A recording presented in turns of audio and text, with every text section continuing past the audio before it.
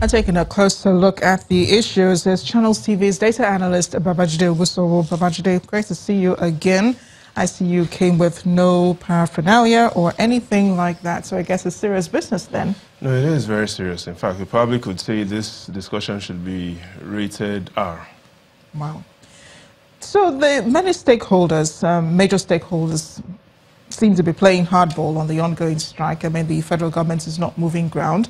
And then you heard some of the doctors saying that JUHISU is an illegal body and so on. So are those strikes effective at all?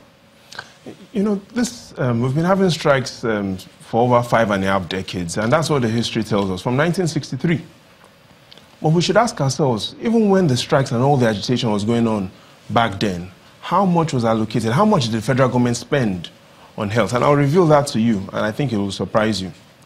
But today, the fact is, there are only 3 options to resolving all of this. The first is negotiation. The second is compromise.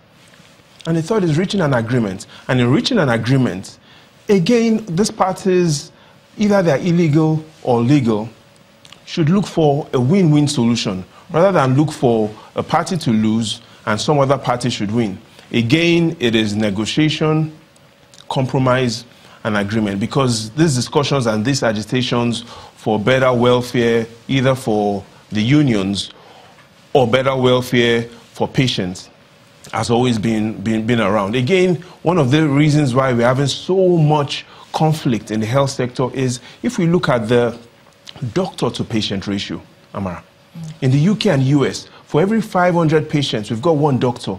In Nigeria, for every 6,000 patients, we've got only 1 doctor. So there's a lot of conflict, there's a lot of war going on in the health sector. Yeah, and it's even made worse by the fact that doctors are leaving the country, which makes it even fewer in the country. But, you know, these steps that you mentioned have already been used before. The negotiation, the conflict resolution, the agreements and all that, they have used that before.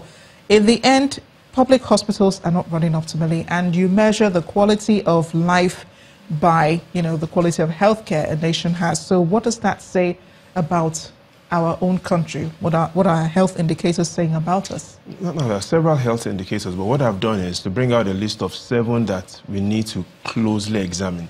Let's take the first, which is we have evidence today that 1 out of 11 Nigerians is suffering from diabetes.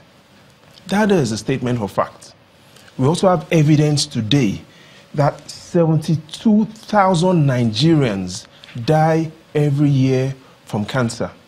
That is approximately 8 Nigerians dying every hour. In simple terms, Amara, in the 1 hour that you'll be reading the news tonight, 8 Nigerians will have died of cancer.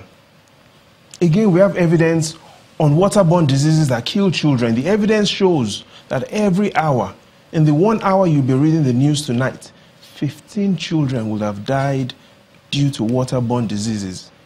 Again, we have evidence on malaria. Malaria killing over 20 Nigerians every hour. So all these indicators clearly show we've got a big problem. All these indicators show, let's look at HIV. HIV as well, based on UN estimates, approximately up to 200,000 people in Nigeria die of HIV-related causes.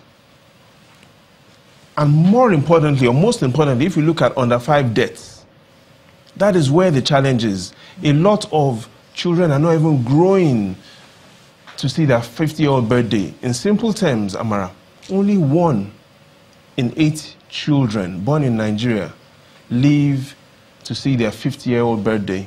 And so in the UK, when children are celebrating their 50-year-old birthday, a lot of Nigerian parents are celebrating with death certificates. That's a very grim figure, so you have just reeled out, Babajide, enough to make one sit and think. Okay, those are the challenges we face today. We need to focus on our health indicators and focus less on the strikes. We need to look at our hospitals. We've got less than 5 hospitals that have the radiotherapy equipment that help patients with cancer. Only 5, less than 5 hospitals have those equipment. So rather than focus on the striking unions, we need to focus on improving the standard and quality of young Nigerians. Okay. Young Nigerians are dying, and older Nigerians are dying. And more than these health indicators, in the final analysis, we need to have a healthier attitude and approach to all what is going on. Thanks a lot for joining us on the News at 10, Babajide.